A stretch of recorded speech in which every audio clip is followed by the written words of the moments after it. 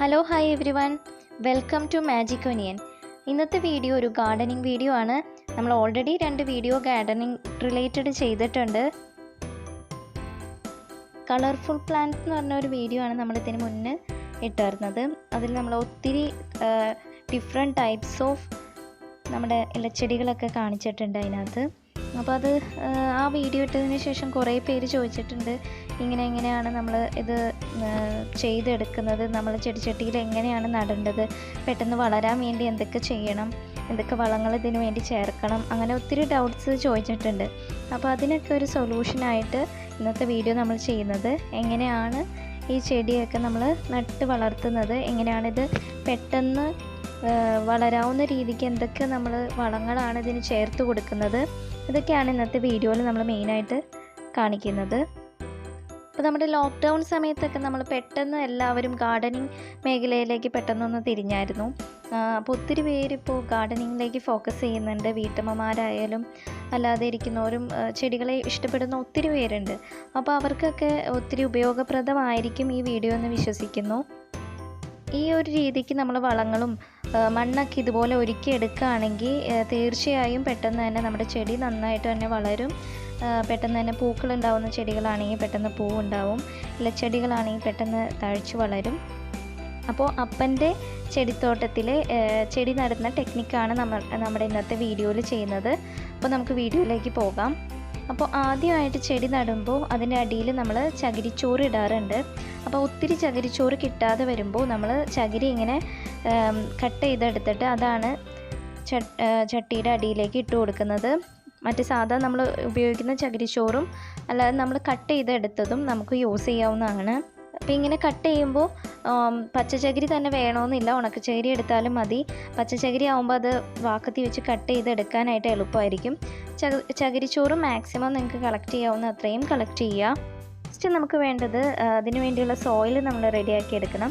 അപ്പോൾ നമ്മൾ മണ്ണ് എവിടെ നിന്നാണോ, ഇത്രയും കറുത്ത മണ്ണായിരിക്കും ഏറ്റവും കൂടുതൽ നല്ലത്. അപ്പോൾ കറുത്ത മണ്ണ് കിട്ടുമെങ്കിൽ അത് മാക്സിമം കളക്ട് ചെയ്ത് വയ്ക്കുക. എന്നിട്ട് അതിലെ കല്ലും ഒക്കെ സെപ്പറേറ്റ് ചെയ്യുക. എന്തെങ്കിലും വേറെ ചെടിയിലൊക്കെ വേരൊക്കെ അതിനകത്തുണ്ടെങ്കിൽ അതൊക്കെ അതിൽ നിന്ന് സെപ്പറേറ്റ് ചെയ്തെടുക്കണം.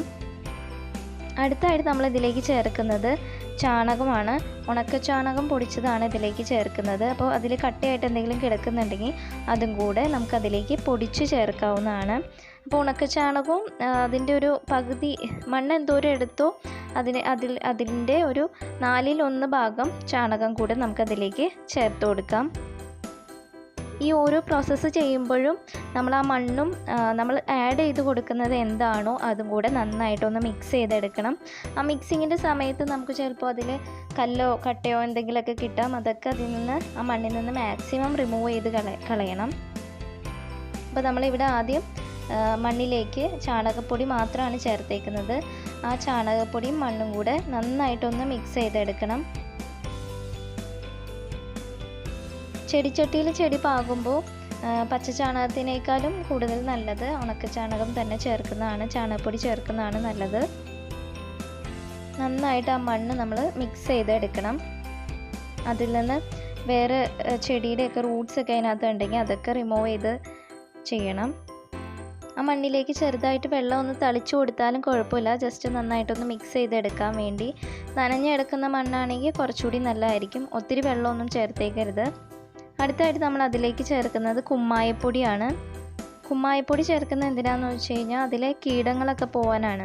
അപ്പോൾ ഈ കുമ്മായപ്പൊടി ചേർത്ത് മിക്സ് ചെയ്ത മണ്ണാണ് നമ്മൾ ചെടിച്ചട്ടിയിൽ നിറയ്ക്കുന്നതെങ്കിൽ പെട്ടെന്ന് നമ്മുടെ ചെടിയൊന്നും കേടാവാതെ വേറെ കീടങ്ങളൊന്നും വന്ന് നമ്മുടെ ചെടീനെ ആക്രമിക്കാതെ അതിൽ നിന്ന് നമുക്ക് രക്ഷിക്കാൻ പറ്റും ഈ കുമ്മായപ്പൊടി ചേർക്കുകയാണെങ്കിൽ. അപ്പോൾ നമ്മൾ മണ്ണിലേക്ക് സെക്കൻഡ് ഇൻഗ്രീഡിയൻ്റ് ആയ കുമ്മായപ്പൊടിയും കൂടി ചേർത്തിട്ടുണ്ട്. കുമ്മായപ്പൊടി ചേർത്തതിന് ശേഷവും നമ്മൾ നേരത്തെ ചാണകപ്പൊടി ചേർത്ത പോലെ തന്നെ നന്നായിട്ടൊന്ന് മിക്സ് ചെയ്തെടുക്കണം. അപ്പോൾ നമ്മുടെ മണ്ണും ചാണകപ്പൊടിയും കുമ്മായപ്പൊടിയും നമ്മൾ മിക്സ് ചെയ്യണം. അടുത്തായിട്ട് ഇവിടെ ചേർത്തേക്കുന്നത് വേപ്പിൻ പിണ്ണാക്കാണ് ഇവിടെ ചേർത്തേക്കുന്നത്. അതും മണ്ണിൻ്റെ ഒരു പ്രതിരോധ ശേഷിയൊക്കെ കൂട്ടാൻ വേണ്ടി ചേർക്കുന്നതാണ്. കീടങ്ങളൊന്നും പെട്ടെന്ന് ചെടിയെ ആക്രമിക്കാതിരിക്കാൻ വേണ്ടിയാണ് ഈ വേപ്പിൻ പിണ്ണാക്ക് നമ്മളിതിലേക്ക് ആഡ് ചെയ്യുന്നത്.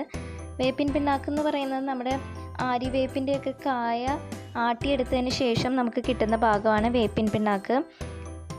നമ്മൾ തേങ്ങയൊക്കെ ആട്ടി കഴിയുമ്പോൾ അതിൻ്റെ കൊപ്ര കിട്ടില്ലേ, അതുപോലെ നമുക്ക് ബാക്കി കിട്ടുന്നതാണ് ഈ വേപ്പിൻ പിണ്ണാക്ക്.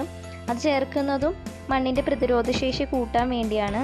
അപ്പോൾ ആ വേപ്പിൻ പിണ്ണാക്ക് നന്നായിട്ട് പൊടിച്ചു ചേർക്കണം. അതിൽ ചിലപ്പോൾ കട്ട പോലത്തെ പോർഷൻസ് ഒക്കെ ഉണ്ടാവും.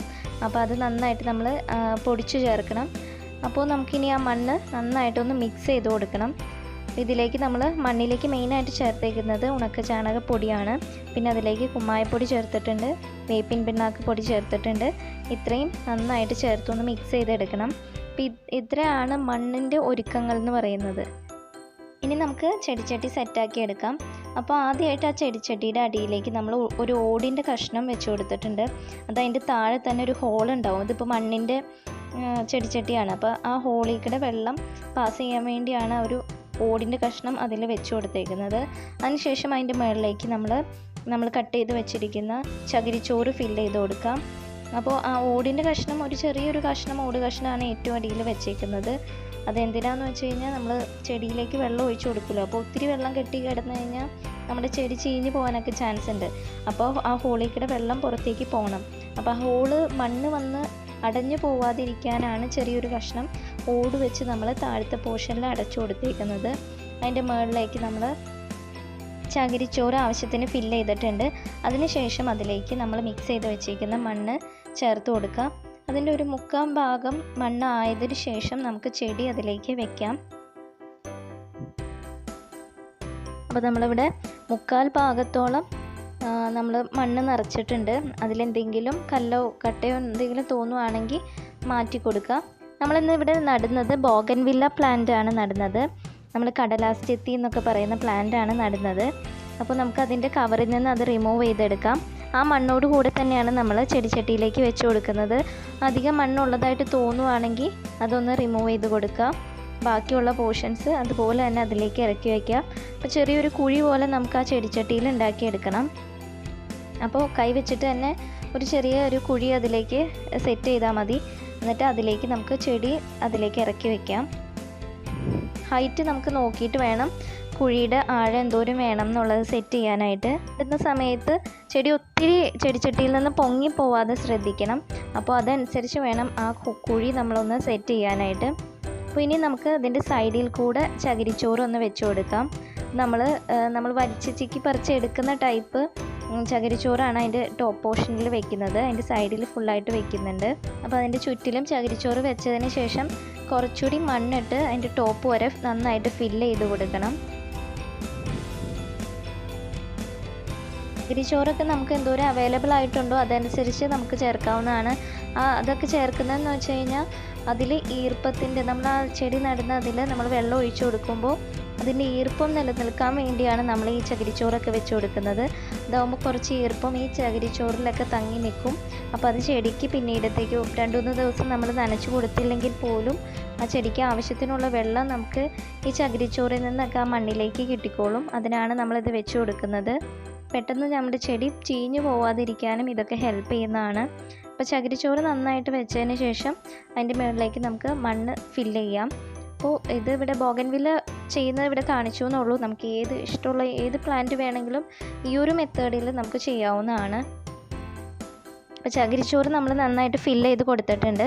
ഇനി അതിൻ്റെ മുകളിലേക്ക് നമ്മൾ മിക്സ് ചെയ്ത് വെച്ചിരിക്കുന്ന ആ സെയിം മണ്ണ് തന്നെ നമുക്ക് ഇതിൻ്റെ മുകളിലേക്ക് നമുക്ക് ആഡ് ചെയ്യാം. അപ്പോൾ ചെടിച്ചട്ടിയുടെ ടോപ്പ് പോർഷൻ വരെ നമ്മൾ മണ്ണ് നന്നായിട്ട് ഫില്ല് ചെയ്യുന്നുണ്ട്. നന്നായിട്ടൊന്ന് പ്രസ് ചെയ്ത് കൊടുക്കുക. അപ്പോൾ അതിൻ്റെ ഇടയ്ക്കുള്ള പോർഷനിലൊന്നും മണ്ണ് ഇറങ്ങി ചെല്ലാൻ ചാൻസ് ഉണ്ടാവില്ല. അപ്പോൾ വെള്ളം ഒഴിച്ച് കഴിയുമ്പോൾ പെട്ടെന്ന് മണ്ണ് ഇരുന്ന് പോകുന്നതായിട്ട് നമുക്ക് തോന്നും.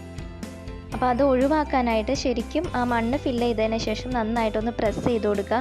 അതിൻ്റെ ഇടയ്ക്കുള്ള പോർഷനിലേക്കൊക്കെ ആ മണ്ണൊന്ന് ഇറങ്ങി ചെല്ലാനായിട്ട് നന്നായിട്ട് അതൊന്ന് പ്രസ് ചെയ്ത് കൊടുത്തേക്കുക. ഇത്രയും പ്രോസസ്സ് തന്നെ ചെയ്താൽ തന്നെ നമ്മുടെ ചെടി നന്നായിട്ട് തന്നെ പെട്ടെന്ന് തന്നെ തഴച്ച് വളരും. കാരണം നമ്മൾ മെയിൻ രാസവളങ്ങളൊന്നും ചേർക്കാണ്ട് നമ്മുടെ ജൈവവളം തന്നെയാണ് ചേർത്തേക്കുന്നത്. ഇതിൽ രാസവളങ്ങളൊന്നും നമ്മൾ ഉപയോഗിച്ചിട്ടില്ല. മെയിനായിട്ട് നമ്മുടെ ചാണകപ്പൊടിയാണ് ഇതിൽ ഹൈലൈറ്റായിട്ട് നിൽക്കുന്നത്. ആ വളമാണ് ചെടികൾക്ക് ഏറ്റവും കൂടുതൽ ആവശ്യമായിട്ട് വരുന്നത്. അപ്പോൾ നമ്മൾ ചെടി നന്നായിട്ട് നട്ട് വെച്ചിട്ടുണ്ട്. ഇതുപോലെ നമുക്ക് എല്ലാ ചട്ടികളിലും നമുക്ക് ഏതൊക്കെ പ്ലാന്റ്സ് ആണ് അവൈലബിൾ ആയിട്ടുള്ളത് അതൊക്കെ നട്ടു കൊടുക്കാം. ഏതാനും ദിവസങ്ങൾക്കുള്ളിൽ നന്നായിട്ട് തന്നെ അത് ഗ്രോത്ത് ഉണ്ടാവുന്നതാണ്. നമുക്ക് ഡെയിലി നനച്ചു കൊടുക്കാൻ പറ്റിയില്ലെങ്കിലും 2 ദിവസം കൂടുമ്പോൾ നനച്ചു കൊടുത്താലും മതി. ചെടികൾ ഇങ്ങനെ നട്ട് വെച്ചേക്കുന്നതാണ് നമ്മൾ കാണിക്കുന്നത്. നമ്മൾ പ്ലാസ്റ്റിക്കിൻ്റെ ചട്ടിയിലോ മൺചട്ടിയിലോ എങ്ങനെ വേണമെങ്കിലും ഈ സെയിം പ്രൊസീജിയർ വെച്ച് നമുക്ക് നട്ട് നോക്കാവുന്നതാണ്. അപ്പോൾ എല്ലാവർക്കും ഇന്നത്തെ വീഡിയോ ഹെൽപ്ഫുള്ളാണെന്ന് നമുക്ക് വിശ്വസിക്കുന്നു. നിങ്ങൾക്ക് എന്തെങ്കിലും ചെടി നടുന്ന റിലേറ്റഡ് ഡൗട്ട്സ് ഉണ്ടെങ്കിൽ നമ്മളെ ഒന്ന് അറിയിക്കുക. Thanks for watching.